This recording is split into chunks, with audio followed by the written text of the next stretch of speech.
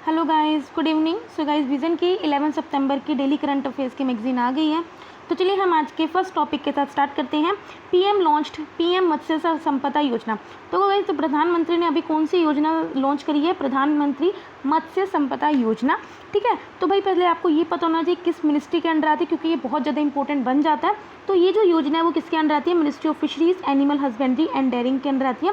देखो, इसका एम यही है कि हम क्या कर रहे हैं, जो फिश प्रोडक्शन है या जो फिश की जो प्रोडक्टिविटी है उसके अंदर जो गैप्स आ रहे हैं, मतलब कि अगर फिश की जो प्रोडक्टिविटी है वो ज़्यादा नहीं बढ़ रही है, ठीक है, या जो भी इसके अंदर जो गैप्स हैं हमें उन्हें क्या करना है, एड्रेस करना है, ठीक है, और जो उनकी क्वालिटी है उसे बढ़ाना है, और जो भी हम टेक्नोलॉजी यूज़ करते हैं फिश को कैप्चर करने में उसको क्या करना है, इंप्रूव करना है। या फिर जो पोस्ट हार्वेस्ट इंफ्रास्ट्रक्चर है, मतलब किस तरह से क्या आप अगर फिशेस को कोल्ड स्टोरेज करते हो या फिर जैसे कस्टमर तक पहुंचाते हो, तो उसके अंदर जो भी इंफ्रास्ट्रक्चर है उसे हमने इंप्रूव करना है और उसके मैनेजमेंट को हमने क्या करना है, मैनेज करना है। ठीक है, तो इसका एम यही है। देखो, ये प्राइमरी किस पे फोकस कर रही है? क्लस्टर और एरिया बेस्ड अप्रोचेस में।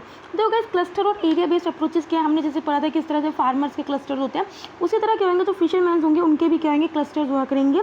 इसमें हम क्या करेंगे, फिशरीज क्लस्टर को क्रिएट करेंगे through backward and forward linkages. तो गाइस, बैकवर्ड और फॉरवर्ड लिंकेजेस क्या होता है? देखो गाइस, क्या होता है, रॉ मटेरियल से लेकर प्रोडक्ट तक के बनाने में जो लिंकेज काम होती है उसे हम बैकवर्ड लिंकेजेस बोलते हैं। और जब प्रोडक्ट बन जाता है उसके बाद जब तक वो मार्केट में पहुंचता है तो उसके अंदर जो भी इंफ्रास्ट्रक्चर लगता है या फिर जो इन्वॉल्व होता है हम उसे क्या बोलते हैं, फॉरवर्ड लिंकेज होता है। तो इसमें हम मेन क्या करेंगे, हम क्या करेंगे, फिशरीज क्लस्टर क्रिएट करेंगे through backward and the forward linkages. इसके हम इम्प्लीमेंट करेंगे 2 सेपरेट कंपोनेंट्स में। देखो, इसके अंदर क्या है, 2 तरह की स्कीम्स होंगी, central sector scheme, central sponsored scheme. ठीक है, कल मैंने आपको बता ही दिया कि सेंट्रल सेक्टर स्कीम में क्या होता है, 100% सेंटर फंड करता है, जबकि सेंट्रल स्पॉन्सर्ड स्कीम में क्या आएगा, कुछ रेशो में डिवाइड होता है। ठीक है, तो सेंट्रल सेक्टर स्कीम के अंदर क्या आएगा, जो एंटायर प्रोजेक्ट की जो कॉस्ट होगी वो कौन फंड करेगा, वो कौन बोन करेगा, सेंट्रल गवर्नमेंट के द्वारा। लेकिन कुछ चीज़ें होंगी जिसमें स्टेट्स भी कुछ फंड करेगा, जैसे अगर हमें प्रोडक्शन या प्रोडक्टिविटी बढ़ानी है तो उसमें क्या करेगा, स्टेट भी फंड करेगा। इंफ्रास्ट्रक्चर जो पोस्ट हार्वेस्ट मैनेजमेंट है, हमें उसको अगर मैनेज करना है, ठीक है, उसमें इन्वेस्ट करेंगे तो वहाँ स्टेट भी क्या करेगी, योगदान करेगी। Fisheries management and regulatory framework में भी क्या करेगी, स्टेट्स अपना इन्वेस्ट करेगी। देखो, इसको इंप्लीमेंट किया जाएगा 5 साल के लिए, फाइनेंशियल ईयर 2020 से लेकर 2025 तक इसे क्या किया जाएगा, इंप्लीमेंट किया जाएगा। देखो, ये मेनली क्या करेंगे, हम इसमें क्या करेंगे, और जो स्कीम्स हैं, जो एग्जिस्टिंग स्कीम्स हैं, हम उनके साथ क्या करेंगे, उसे लिंक करेंगे। जैसे हम क्या करेंगे, मनरेगा स्कीम में हम क्या करेंगे, पॉन्ड रिकंस्ट्रक्शन। तो गाइस, मनरेगा स्कीम के अंदर क्या होता है कि जो हम रूरल हाउस होल्ड्स हैं हम उन्हें 100 डेज ऑफ वर्क प्रोवाइड करते हैं। तो जब पॉन्ड्स कंस्ट्रक्ट करेंगे तो वहाँ पे हम मनरेगा वर्कर्स को वहाँ पे एम्प्लॉय करेंगे। वो जब वाटर बॉडीज़ के डेवलपमेंट में हम मनरेगा वर्कर्स को एम्प्लॉय कर सकते हैं। नेशनल रूरल लाइवलीहुड मिशन के अंदर हम क्या कर सकते हैं, उन्हें मार्केटिंग में हम यूज़ कर सकते हैं। सागर मिला प्रोजेक्ट के अंदर जो फिशिंग हार्बर्स है वहाँ पे हम यूज़ कर सकते हैं। तो इस तरह से हमने ये देखा कि किस तरह से हम जो ये योजना है उसे हम जो एग्जिस्टिंग स्कीम्स हैं उनके साथ कैसे लिंक कर सकते हैं। पीएम साथ में क्या लॉन्च किया, ई गोपाला ऐप यूज़ किया। ई गोपाला ऐप को लॉन्च इसलिए किया ताकि हम क्या कर सकें, जो ब्रीड इम्प्रूवमेंट है हम उसे इंप्रूव कर सकें, और जो इसमें क्या होगा, जो फिशरमैन है या जो भी इस ऐप को यूज़ करेगा उसे इन्फॉर्मेशन यहाँ से मिल सकती है। ठीक है, PM also launch the E Gopala app, a comprehensive breed improvement market place. Okay, information portal है जहाँ जिसको फार्मर डायरेक्टली यूज़ कर सकते हैं। तो यहाँ पे वो क्या क्या इन्फॉर्मेशन ले सकता है, लाइव स्टॉक को कैसे मैनेज करना है, कैसे वो कहाँ से वो खरीद सकता है, कहाँ वो सेल कर सकता है, of disease free jump plans. ठीक है, फार्मर्स को गाइड करेगा कि आपको एनिमल को न्यूट्रिशन कैसे मतलब कि प्रोवाइड करना है, या फिर ट्रीटमेंट ऑफ एनिमल्स के अकॉर्डिंग जो भी इन्फॉर्मेशन होगी वो उसको प्रोवाइड करेगा यूजिंग एप्रोप्रिएट मेडिसिन। तो इस टाइप की कुछ इन्फॉर्मेशन है ये क्या करेगा, वो प्रोवाइड करेगा, जो क्या ये पोर्टल है ई गोपाला ऐप। ठीक है, प्रधानमंत्री मत्स्य संपदा योजना का क्या एम है, क्या ऑब्जेक्टिव है, जरा देख लेते हैं। वैसे तो हम सब पढ़ चुके हैं। तो हमें सबसे पहले क्या करना है, फिशरीज का जो पोटेंशियल है उसे बढ़ाना है ताकि हम क्या कर सकें, फिश प्रोडक्शन और जो प्रोडक्टिविटी है उसे बढ़ा सकें। हमें क्या करना है, जो हमारी हार्वेस्ट मैनेजमेंट है, क्वालिटी इंप्रूवमेंट है, उसके अंदर जो टेक्निक्स है उसे मॉडर्नाइजेशन करना है, स्ट्रेंथन करना है। हमें क्या करना है, फिशर्स और जो फिशर फार्मर्स की जो इनकम है उसे डबल करना है, और एम्प्लॉयमेंट का जनरेट करना है। जो अगर एम्प्लॉयमेंट कब जनरेट करेगी, जब हम क्या कर सकेंगे, इंफ्रास्ट्रक्चर ज़्यादा डेवलप करेंगे। ठीक है, उसकी जो प्रोसेसिंग है उससे ज़्यादा क्या करेंगे, डेवलप करेंगे। हमें क्या करना है, एग्रीकल्चर जो ग्रोस वैल्यू एडिशन है या जो एक्सपोर्ट्स है उन्हें बढ़ाना है। ठीक है, तो गाइस, हमें क्या आपको पता है, जैसे जीडीपी क्या होती है, एक्चुअली क्या होती है कि हर एक सेक्टर की अलग अलग क्या होती है, ग्रोस वैल्यू एडिशन है। तो हमें क्या करना है, जो एग्रीकल्चर सेक्टर है उसकी जो जीडीपी है मेनली उसका जो ग्रोस वैल्यू एडिशन है उसे बढ़ाना है ताकि हम क्या कर सकें, और उसके एक्सपोर्ट्स भी बढ़ाने हैं। हम उसके सोशल, फिजिकल और जो इकोनॉमिक सिक्योरिटी है फिशर्स की और फिश फार्मर्स की उनको भी बढ़ाना है। हमें क्या करना है, फिशरीज मैनेजमेंट और रेगुलेटरी फ्रेमवर्क को भी क्या करना है, बढ़ाना है। ठीक है, तो गाइस, ये कुछ इसके एम्स और ऑब्जेक्टिव है जो हमने पढ़ लिए हैं। ठीक है, तो आई होप गाइस आपको समझ में आया होगा। नेक्स्ट न्यूज़ पर चलते हैं। Election commission proposes 10% hike in poll campaign expenditure है। तो गाइस आपको पता है कि जब भी इलेक्शन होते हैं तो भी जो कैंडिडेट होता है वो क्या करता है, इलेक्शन पे खर्चा करता है। तो अभी इलेक्शन कमीशन ने क्या किया, उस खर्चे पे क्या किया, 10% हाइक की है। तो इलेक्शन कमीशन ने अभी आर्ग्यू किया है कि अभी क्या है, क्योंकि कोविड चल रहा है तो इलेक्शन कमीशन ने कुछ रेस्ट्रिक्शन लगाई है रैलीज पे, मीटिंग्स में ड्यूरिंग अ पेंडेमिक, कि जो कैंडिडेट को क्या करना पड़ेगा, निभाना पड़ेगा। ठीक है, देखो कंडक्ट ऑफ इलेक्शन रूल्स 1961 के अंडर रूल जो 90 है वो बताता है कि जो भी टोटल इलेक्शन एक्सपेंडिचर एक कैंडिडेट कितना कर सकता है।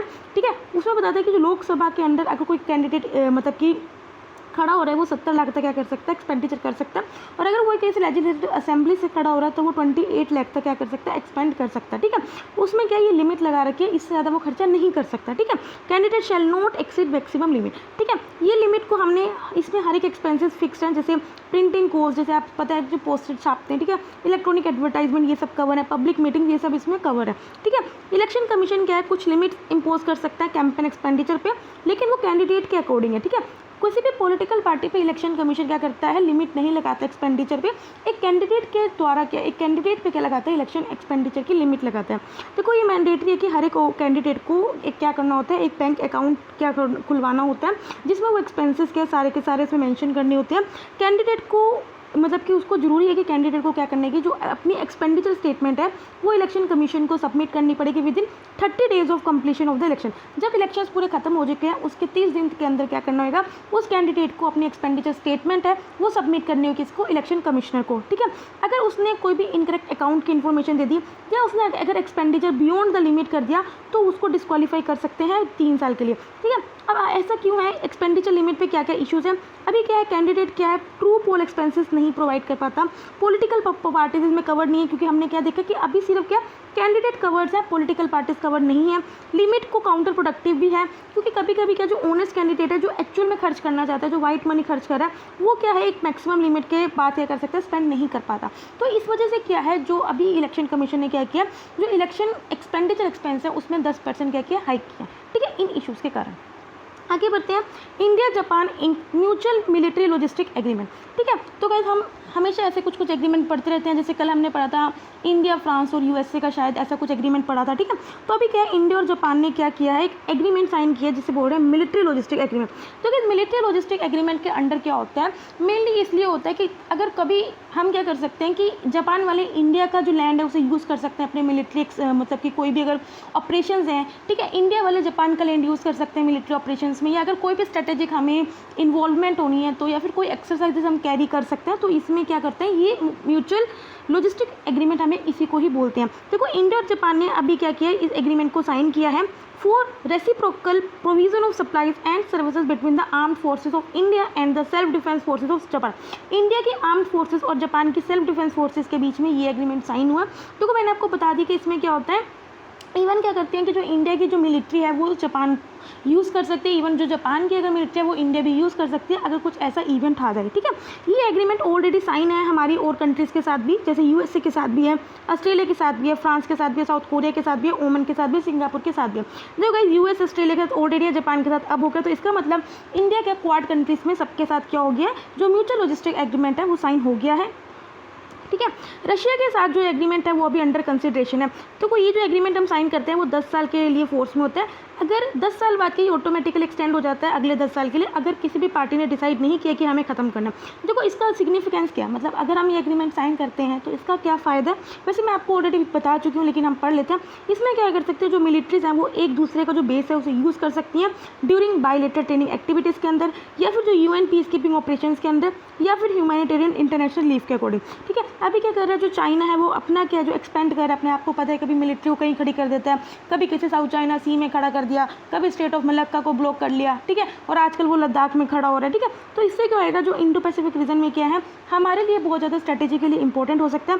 इस फैक्ट से क्या होएगा, जो इंडिया है वो जापान का रीजन असेस कर सकता है without setting up its own expensive overseas military base. इससे क्या होएगा, इंडिया को अपना ओवरसीज मिलिट्री बेस नहीं एस्टेब्लिश करना होगा, वो जापान का जो मिलिट्री बेस है उसे यूज़ कर सकता है।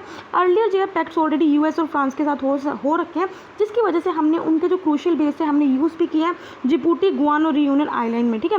अगर हम इंडिया का जो एफर्ट है, ये इंडिया का एक तरह एफर्ट है ताकि हम जो अपनी स्ट्रेटेजिक कॉपरेशन है वो और कंट्रीज़ के साथ क्या करें, एक्सटेंड कर सकें।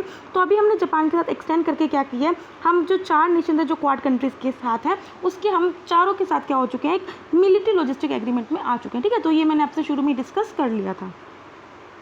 आगे बढ़ते हैं, levels and trends in child mortality report. तो गाइस आपको नाम से चल रहा है कि चाइल्ड मोर्टेलिटी रिपोर्ट का कुछ ट्रेंड है।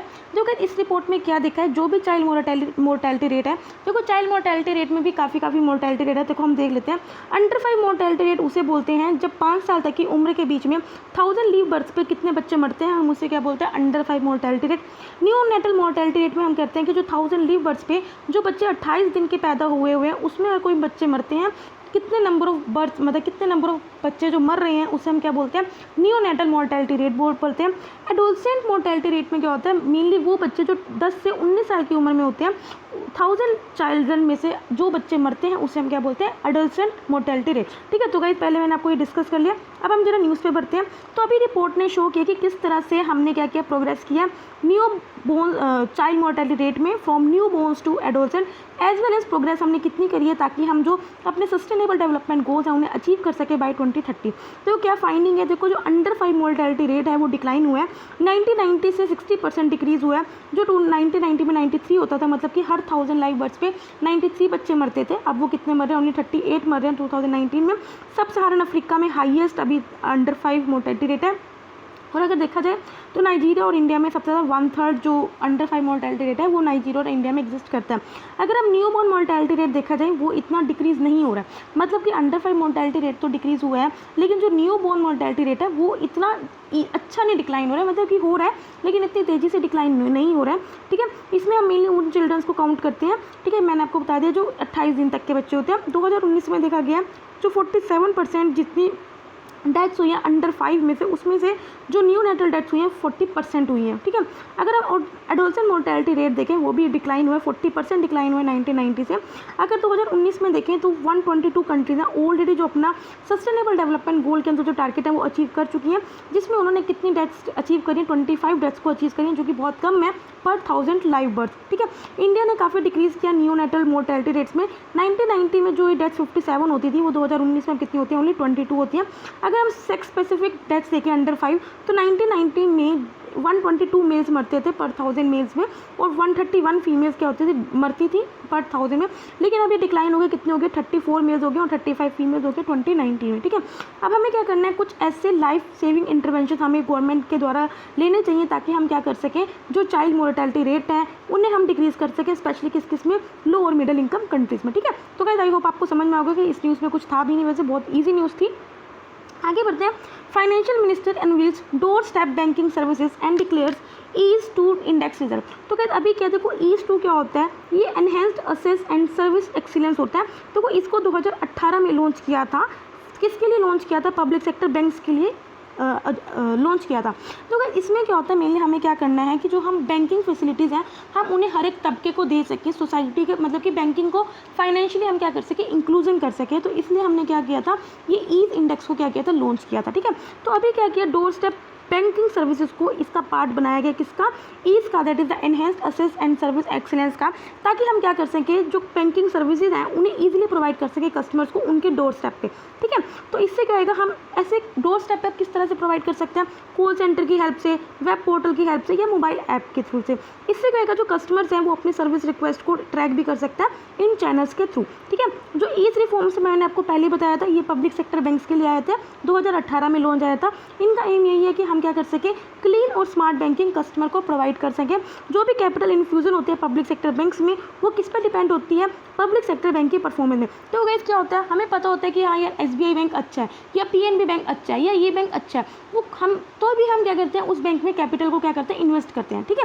तो यही होती है कि जो पब्लिक सेक्टर बैंक की जितनी अच्छी परफॉर्मेंस होगी उसी हिसाब से उस बैंक में क्या होगा, उतना कैपिटल इन्फ्यूज़ होता है, ठीक है। जो ईज है, जो enhanced assess and service excellence है, ये मेनली 6 फैक्टर्स पर डिपेंड करता है, ठीक है। ये इसको हम ये भी पढ़ते हैं। ईज-2 क्या है, ये इसी लाइंस पे बनाया गया जैसे ईज-1 की जो लाइंस पे बनाया गया, लेकिन इसमें हमने कुछ रिफॉर्म्स किए। ऑफ कोर्स अगर हम कुछ सेकंड पार्ट लेके आ रहे हैं, अभी किसी मूवी का भी सेकंड पार्ट बनता है तो हम क्या करते हैं, स्टोरी लाइन उस तरह की होती है थोड़ी, बट क्या करते हैं हम उस पर रिफॉर्म्स करते हैं। तो उसी तरह से क्या, जो ईज-2 इंडेक्स है उसमें हमने कुछ रिफॉर्म्स किए ईज-1 में, ठीक है। और 6 थीम्स हैं, देखो मैंने 6 थीम्स हैं इसमें, ठीक है। इसमें हमारा एम यही है कि हम क्या कर सकें, जो प्रोसेस है उसको स्ट्रेंथन बना सकें, ठीक है। ईच रिफॉर्म इंडेक्स मेनली क्या कर सकते हैं, हर एक जो पब्लिक सेक्टर बैंक है उसकी परफॉर्मेंस को क्या करता है, मेजर करता है। मेनली क्या करता है, इन 6 थीम्स पे करता है। ये ब्रॉडली है, लेकिन अगर हम नैरो देखें तो फंड 20+ ऑब्जेक्टिव मैट्रिक्स है, जिसपे क्या करते हैं, हम हर एक पब्लिक सेक्टर बैंक की क्या करते हैं, परफॉर्मेंस को मेजर करते हैं। ये हम इससे क्या करते हैं, हर एक पब्लिक सेक्टर बैंक को क्या कर सकते हैं, कंपैरेटिवली इवैल्यूएट कर सकते हैं कि हाँ यार ये बैंक अच्छा परफॉर्म कर रहा है, ये बैंक इस तरह का परफॉर्म कर रहा है, और फिर उसके अकॉर्डिंग कि क्या हमें रिफॉर्म की जरूरत है तो हम उस पर क्या कर सकते हैं, वो रिफॉर्म एजेंडा यूज़ कर सकते हैं। अब हम देख लेते हैं किन 6 फैक्टर्स पे वो डिपेंड करते हैं। देखो एक तो ये कस्टमर रिस्पॉन्सिबल, मतलब कि हम कस्टमर को कितने कंफर्टेबली क्या है वो बैंकिंग प्रोवाइड करें। दूसरा क्या, रिस्पॉन्सिबल बैंकिंग। रिस्पॉन्सिबल बैंकिंग में ये होता है कि बंदा फाइनेंशियल स्टेबिलिटी हम प्रोवाइड कर रहे हैं, गवर्नेंस या फिर ease for clean and commercially prudent pricing. Credit offtake ये होता है कि जो बोरवर है अगर उसको कोई लोन लेना क्या है उसको ईजिली मिल रहा है, ठीक है, ईजिली उसको क्रेडिट मिल रहा है। PSB उद्यमी मित्र, उद्यमी मित्र में यही है कि जो MSMEs है, ठीक है, उद्यमी मतलब उद्योग धंधे, उद्योग में आपको फैक्ट्रीज आ जाएंगी, एंटरप्राइजेस आ जाएंगी, क्या जो MSMEs हैं उनको वो इजीली फाइनेंस कर पा रहा है। Deepening financial inclusion and digitalisation, तो उसको नाम से समझ के आगे होगे हमें क्या करना है, हर एक सोसाइटी को क्या करना है, बैंकिंग प्रोवाइड करनी है, और डिजिटलाइजेशन क्या करना है, उन्हें एक्टिव करना है। Ease through near home banking and micro insurance and digitalisation, मतलब कि वो घर से क्या अपना इजीली क्या बैंकिंग को यूज़ कर सकें। Ensuring outcomes developing personal for brand PSB, ठीक है। तो यदि हमने देख लिया कि ईज किन 6 थीम्स पे क्या करता है, डिपेंड करता है, ठीक है। तो आई होप गाइस ये भी आपको समझ में आएगा। चलिए अब अपनी छोटी छोटी न्यूज़ पे पढ़ते हैं। New close in defence foreign direct investment, तो अगर डिफेंस सेक्टर में जो फॉरेन डायरेक्ट इन्वेस्टमेंट है उसमें कुछ न्यू क्लोज को ऐड किया गया है। देखो अभी क्या है, अंडर अभी जो एग्जिस्टिंग पॉलिसी है उसमें क्या है, डिफेंस सेक्टर में अगर आपको ऑटोमेटिक रूट के थ्रू क्या है 49% FDI आप अलाउड है। तो गाइस ऑटोमेटिक रूट क्या होता है कि आपको रजिस्ट्रेशन नहीं करानी पड़ती गवर्नमेंट के साथ। गवर्नमेंट रूट में क्या होता है, अगर आप इन्वेस्ट कर रहे हो इंडिया के डिफेंस सेक्टर में तो आपको गवर्नमेंट के साथ क्या होगी, रजिस्ट्रेशन करानी पड़ेगी। तो यही होता है एग्जिस्टिंग पॉलिसी में क्या है, अगर आपको इन्वेस्ट करना है डिफेंस सेक्टर में, अंडर ऑटोमेटिक रूट 49% अलाउड है, और गवर्नमेंट रूट के अंडर कितना 75% अलाउड है, ठीक है। अब ये भी किस लिए अलाउड है कि अगर हम डिफेंस सेक्टर में मॉडर्न टेक्नोलॉजी लेके आ रहे हैं तो ये अलाउड है, ठीक है। न्यू पॉलिसी में क्या हुआ है कि जो FDI कैप है उसे बढ़ाया है। अब ऑटोमेटिक रूट के अंदर इस जो इन्वेस्टमेंट थी उसे 49% से कितना बढ़ा के 74% कर दिया, लेकिन इसके अंदर एक क्लोज ऐड किया, that is the national security close. मतलब कि ये नहीं कि हमारा इन्वेस्टमेंट बढ़ा दिया तो ये नहीं कि हम उसे कहीं गलत जगह पे काम कर लें जिसमें हमारी नेशनल सिक्योरिटी या नेशनल सिक्योरिटी को थ्रेट पहुंच सके, ठीक है। तो गवर्नमेंट अब नेशनल सिक्योरिटी क्लोज को ऐड करने से क्या है कि गवर्नमेंट क्या कर सकती है, इस फॉरेन इन्वेस्टमेंट को रिव्यू कर सकती है कि ये जो भी फॉरेन इन्वेस्टमेंट हो रही है वो कहीं गलत जगह तो नहीं हो रही, ठीक है। डिफेंस सेक्टर में जो भी फॉरेन इन्वेस्टमेंट होगी तो गवर्नमेंट इसे क्या कर सकती है, रिव्यू कर सकती है कि कहीं ये कोई इन्वेस्टमेंट नेशनल सिक्योरिटी को अफेक्ट ना करे, ठीक है। आगे बढ़ते हैं। India post launches 5 star villages scheme. देखो गाइस इसमें देखो इंडिया पोस्ट की जो स्कीम है इसका एम यही है कि हमें क्या करना है, जो भी पोस्टल स्कीम्स हैं, देखो पोस्ट ऑफिस के अंडर जितनी भी स्कीम्स आती है रूरल एरियाज़ में, उन स्कीम्स का फ़ायदा यूनिवर्सली मतलब कि विलेज का हर एक बंदा ले सके। तो यही है कि हमें क्या करना है, यूनिवर्सल कवरेज करना है और flagship postal schemes in rural area. देखो इसके अंदर किन कौन सी स्कीम्स हैं, देखिए सेविंग बैंक अकाउंट होना चाहिए, सुकन्या समृद्धि अकाउंट या PPF अकाउंट हो गया, पोस्टल लाइफ इंश्योरेंस पॉलिसी हो गया, rural postal life insurance policy, तो ये सब स्कीम्स इसके अंदर कवर है, ठीक है। इसमें हमने क्या करना है, देखो गाइस क्या होती हैं, स्कीम्स बहुत होती हैं लेकिन हमारे जो लोग होते हैं, पब्लिक होते हैं, उन्हें अवेयर नहीं होता। तो हमें यही करना है कि जो गैप है ना अवेयरनेस का, उसे हमने ब्रिज करना है, ठीक है, फिल करना है। इसमें क्या है, हमें जो पब्लिक अवेयरनेस और जो पोस्टल प्रोडक्ट्स एंड सर्विसेज हैं उनके बीच में जो गैप है हमें उन्हें फिल करना है, स्पेशली इंटीरियर विलेज। देखो विलेजेस में भी होता है, इंटीरियर विलेजेस होते हैं जो ऐसे रिमोट एरियाज़ में एस्टेब्लिश होते हैं, तो वहाँ पे हमें क्या करना है, लोगों को अवेयर करना है। हम क्या करेंगे इसमें, क्या विलेज को क्या करेंगे, स्टार देंगे, जैसे हम रेटिंग देते हैं प्रोडक्ट को, उसी तरह क्या करेंगे विलेज को भी एक स्टार हम क्या करेंगे, स्टेटस देंगे, ठीक है। अगर कोई भी यूनिवर्सल कवरेज कर लेता है इन 4 स्कीम्स का तो हम उस विलेज को 4 स्टार दे देंगे। अगर कोई विलेज 3 स्कीम को यूनिवर्सली कवर कर लेता है तो हम उस विलेज को 3 स्टार का स्टेटस देंगे एंड सो ऑन, ठीक है। तो इस तरह से हम क्या करेंगे, हर एक विलेज को क्या करेंगे, एक स्टार प्रोवाइड करेंगे, ठीक है। आगे बढ़ते हैं। Shipping ministry launch sarod ports society for affordable redressal of dispute. तो गाइस आपको नाम से समझ में आ रहा हो, कोई भी डिस्प्यूट होगा तो उसको हमने क्या करना है, रिड्रेस करना है। देखो गाइस ये जो सरोद पोर्ट्स है इसमें क्या आएगा, ये डिस्प्यूट्स को सेटलमेंट करेगी जो भी मैरीटाइम सेक्टर के अंदर हो रहे हैं, जैसे पोर्ट्स या शिपिंग सेक्टर के अंदर जो भी डिस्प्यूट हो रहे हैं, चाहे मेजर पोर्ट्स पे हो रहे हो, नॉन मेजर पोर्ट्स में हो रहे हो या प्राइवेट पोर्ट्स में हो रहे हो, जेटीज में हो रहे हो, टर्मिनल्स, हार्बर्स, कहीं भी जो डिस्प्यूट हो रहा है मेनली मैरीटाइम सेक्टर में, उसे क्या करेगा, एड्रेस करेगा। ये जो सरोद पोर्ट्स है, जो सोसाइटी है, उसको किसके अंडर एस्टेब्लिश किया गया है? सोसाइटी रजिस्ट्रेशन एक्ट 1860 के अंडर। तो ये इंपॉर्टेंट हो जाता है, डायरेक्ट पूछ लेते हैं कि ये जो सोसाइटी है वो किसके अंडर एस्टेब्लिश है, या स्टैट्यूटरी बॉडी है या नहीं। ठीक है, तो ये किसके अंडर एस्टेब्लिश है? सोसाइटी रजिस्ट्रेशन एक्ट 1860 के अंडर एस्टेब्लिश है। इसमें क्या करना है, इसका एम यही है कि कोई भी जो डिस्प्यूट है उसे अफोर्डेबल वे में और टाइमली मैनर में क्या करते हैं, रिजोल्व करें, और क्या कर सके, जो डिस्प्यूट रिजोल्यूशन मैकेनिज्म है उसे एनरिच कर सके। मतलब कि एनरिच मतलब क्या है कि अच्छे से क्वालिटी वे में आपको रिड्रेस वे कर सके, टेक्निकल एक्सपर्ट्स हों उसमें, यही है। इसमें क्या हर एक डिस्प्यूट्स कवर हैं, जैसे कोई भी अगर प्रोजेक्ट कोई अथॉरिटी ग्रांट करिए वो अथॉरिटी भी उसमें कवर है, साथ में जो लाइसेंसर है या कॉन्ट्रैक्टर है उसके बीच में कोई डिस्प्यूट्स है वो सब कवर है, और जो भी डिस्प्यूट्स किस किस के बीच में हो रहे हैं बिटवीन लाइसेंस कंसेशनर या फिर कॉन्ट्रैक्टर्स के बीच में। ठीक है, तो ये सब इसमें कवर है। Guidelines for cigarette, bidi, but disposal. फिर अभी क्या है, लोग क्या सिगरेट पी के, बीड़ी पी के क्या है, वहीं पे जहाँ पी रहे हैं वहीं पे नीचे, फिर उसके बाद जो खत्म हो जाते हैं तो वहीं फेंक देते हैं। तो अभी जो नेशनल ग्रीन ट्रिब्यूनल है उसने क्या करी है, सेंट्रल पोल्यूशन कंट्रोल बोर्ड को कुछ गाइडलाइंस इशू करी है कि आप क्या करो, कुछ एक डिस्पोजल ऑफ सिगरेट या बीड़ी बट्स के लिए कोई भी जो गाइडलाइंस है उन्हें इशू करो अगले 3 महीने में। ठीक है, अर्लियर क्या, पहले क्या था, ministry of ministry of environment and forest ने क्लेम किया था कि सिगरेट्स के अंदर जो सेलुलोज एसीटेट प्रेजेंट होता है, जो कि सिगरेट का मेजर कंपोनेंट है, बीड़ी का जो मेजर कंपोनेंट है, वो टॉक्सिक नहीं है, ना इरिटेटेंट है, और ना ही और बायोडिग्रेडेबल मटेरियल है। मतलब कि अगर कोई इसको डिस्पोज कर भी रहा है ओपन वे में तो क्या करता है वो, मतलब कि हमारे एनवायरनमेंट को नुकसान नहीं पहुंचाता। तो इसलिए क्या, उसके लिए कोई गाइडलाइंस नहीं थी। लेकिन अभी एनजीटी ने क्या किया है, सीपीसीपी को गाइडलाइंस बोली है कि आप क्या करो, 3 महीने के अंदर कोई रूल बना के आओ, ताकि हम क्या कर सकें, जो सिगरेट या जो बीड़ी बट्स हैं उनको अच्छे वे में क्या कर सके, डिस्पोज कर सके। ये नहीं कहीं भी आप गंद फैलाओ। ठीक है, US space craft to be named after Kalpana Chawla. देखो यूएस क्या है, अभी क्या करेगा, इंटरनेशनल स्पेस स्टेशन पे एक स्पेस क्राफ्ट भेजेगा, और उसका जो नाम रखा है उसने कल्पना चावला के नाम पे रखा है। उसका नाम रखा है एसएस कल्पना चावला, क्योंकि जो कल्पना चावला थी वो करनाल हरियाणा में बोर्न थी, ऑन मार्च 17, 1962। इन्होंने अपना करियर नासा में 1988 में स्टार्ट किया था। इनका जो काम था मेनली वो क्या था, on simulation of complex air flows encountered by the aircraft flying in the ground effect. ये पहली वुमेन ऐसी बनी थी जो स्पेस में गई थी, इंडिया से पहली वुमेन थी जो स्पेस में गई थी। इन्होंने अपनी डेथ हो गई थी, आपको पता है, STS-107 मिशन में 2003 में। जब क्या हो रहा था, जब जो उनका स्पेस था, जो स्पेस क्राफ्ट था, जब अर्थ एटमॉस्फेयर में जो एंटर कर रहा था, तो जो उनका स्पेस शटल कोलंबिया था वो डिसइंटीग्रेट हो गई थी, तब उनकी डेथ हो गई थी। ठीक है, 125th birth anniversary of Shri Vishwanathan Satyanarayana. तो कैसे अब इनके बारे में पढ़ लेना। ये तेलुगु राइटर हैं, इनका काम पोएट्री इन्होंने काफ़ी लिखी हुई है, नोवेल्स लिखे हुए हैं, ड्रामास लिखे हुए हैं, शॉर्ट स्टोरीज लिखी हुई हैं, स्पीचेस भी लिखी हुई हैं। 1971 में इनको जनापित अवार्ड मिला था उनकी बुक के लिए, रामायण कल्पवृक्षम, और ये पहले तेलुगु राइटर थे जिनको जनापित अवार्ड मिला था। जनापित अवार्ड किसके द्वारा प्रेजेंट किया जाता है, भारतीय जनपित के द्वारा। ये लिटरेरी रिसर्च ऑर्गेनाइजेशन है। ठीक है, इनको ऑथर्स को मिलता है उनकी आउटस्टैंडिंग कॉन्ट्रीब्यूशन में टुवार्ड्स लिटरेचर। इनकी जो वेद का पालू है उसको हिंदी में कन्वर्ट किया गया, ट्रांसलेट किया गया, किनके द्वारा, जो हमारे पुराने प्रधानमंत्री थे पीवी नरसिम्हा राव के द्वारा, और उसका नाम रखा हुआ था सहस्त्रपन। ठीक है, कुछ उनकी पोएम्स और नॉवेल्स को ट्रांसलेट किया गया इंग्लिश, हिंदी, तमिल, मलयालम, उर्दू और संस्कृत में भी। ठीक है, अभी क्या, सुप्रीम कोर्ट ने जो मराठास के रिजर्वेशन पे क्या कर दिया, रोक लगा दिया। सुप्रीम कोर्ट ने क्या किया है कि 2018 जो महाराष्ट्र लॉ आया था जिसमें हमने रिजर्वेशन दे दी थी मराठास को एजुकेशन और जॉब्स में, उसमें क्या कर दिया, स्टे लगा दिया है इसने। इसके बाद क्या हुआ था, इस केस को रेफ़र किया था 5 जज केस पे, कॉन्स्टिट्यूशन बेंच को रेफ़र किया था। अपील में यही चैलेंज किया था कि देखो क्या है कि हम हर एक चीज़ मराठास को क्या कर सकते हैं, हम नहीं रिजर्व कर सकते, क्योंकि आपको पता है 50% कैप रिजर्वेशन में एज पर द इंद्रसानी केस। तो इस वजह से क्या ही कहीं ना कहीं जो बेसिक स्ट्रक्चर ऑफ कॉन्स्टिट्यूशन का था वो क्या कर रही थी, वायलेट कर रही थी। इसलिए क्या किया था, इसको हमने अपील किया था, और ये जो सुप्रीम कोर्ट के पास किया था ये मैटर। ठीक है, तो गाइस अभी हमने 11 सितंबर की विजन की डेली करंट अफेयर्स की मैगजीन कर रही है। अगर आपको अच्छा लगे तो लाइक करना, और अगर आपको कोई भी दिक्कत आती है तो कमेंट करना। तब तक के लिए बाय, टाटा।